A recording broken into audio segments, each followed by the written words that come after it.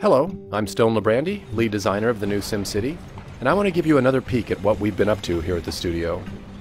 When we last left off, I showed you the basic steps of building a new city.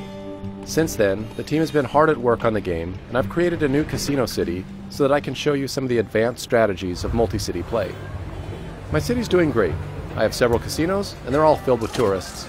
You can see them walking up and down the streets, looking for places to gamble.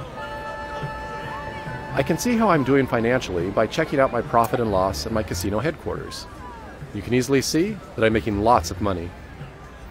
This is also where I can check out how my casino empire is doing compared to every other player. Looks like I'm not doing as good as I thought. It's time to upgrade my casinos. Like most of the buildings in SimCity, I can click the edit button to see the different upgrade options. I have several choices, and each one provides me with a different benefit. This celebrity stage will lure more Sims through the door. Adding more gaming rooms, like this poker parlor, will increase my take from each gambler. Those are both good options, but I'm going to go with a hotel. If I want to get to the top of the casino leaderboard, I want the Sims spending their money at my casino instead of other places in the city. And as long as the beds are here, they won't have any reason to leave. Uh-oh, it looks like my city just blew a fuse. I've been relying on my wind farm to power all of these buildings, and now the system is completely overloaded. Wind power is clean and cheap, and I could expand it, but I'd rather use that space to build more casinos later on. I could also bulldoze it and replace it with a coal power plant, but I don't really want all that air pollution in my city. Fortunately, there is another option. Out in the region, there's plenty of room to expand. Each one of these squares is a place where a new city could start. I can claim a few for myself, claim them all, or I can invite some friends in to join me. Right now, I'm going to claim this spot for myself. This will be a perfect place to build a power plant where the tourists won't even see it. The first thing I have to do is to create a road in my new city that connects to the region highway. There are several different power options to choose from. This nuclear power plant is attractive, but it costs way too much. I could transfer money from my other city over to this one, but I'd rather spend that money to grow my casino empire. So a new coal power plant is a better option for me, since it's a lot cheaper. Although it's dirty, it'll take a long time for any pollution to drift over into my casino city.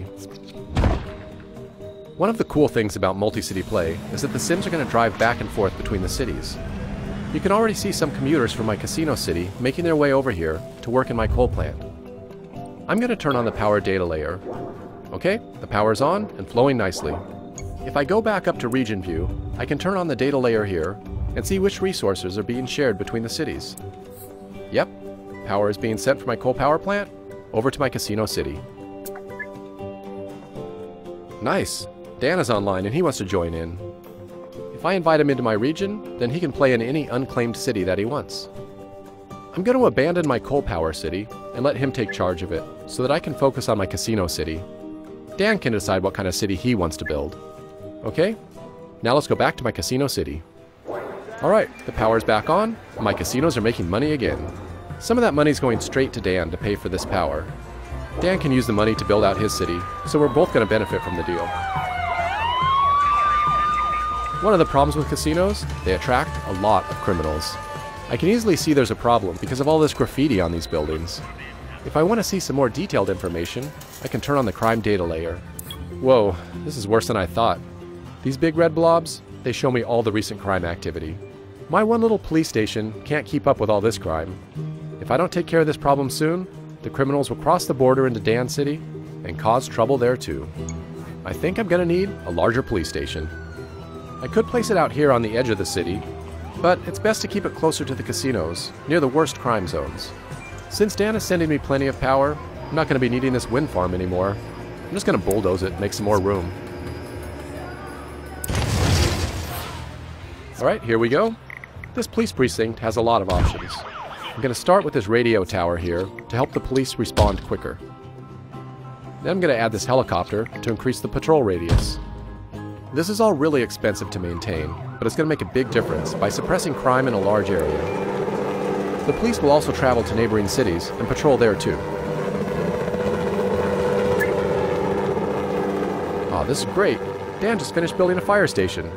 That's going to be helpful, since I never bothered to build one of my own. Multi-city play means that his fire trucks will come to the rescue if there's ever a fire in my city. I think I'm going to test this out. You know, it wouldn't be SimCity without the disasters. I've chosen to turn off random disasters in my casino city, but I still have the option to trigger them at will. If you're like me, destroying a city can be as much fun as building it. Let's see if this will start a fire.